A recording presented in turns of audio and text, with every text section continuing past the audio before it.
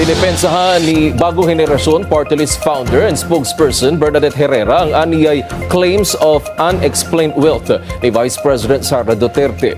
Sa isang pahayag, sinabi ni Herrera na hindi lang inaccurate ang financial figures na inilabas sa gitna ng impeachment proceedings ni VP Sara, exaggerated din daw ito. Dagdag pa niya, tila pinopolitika raw ng ilang kongresista ang mga ginaganap na pagdinig. Paliwanag ni Herrera, wala pa umanong conclusion sa bilyong-bilyong pisong bank transactions ni VP Sara at asawa nitong si Attorney Mans Carpio. Wala rin naman daw inihahain na kaso ang AMLAC laban sa bise.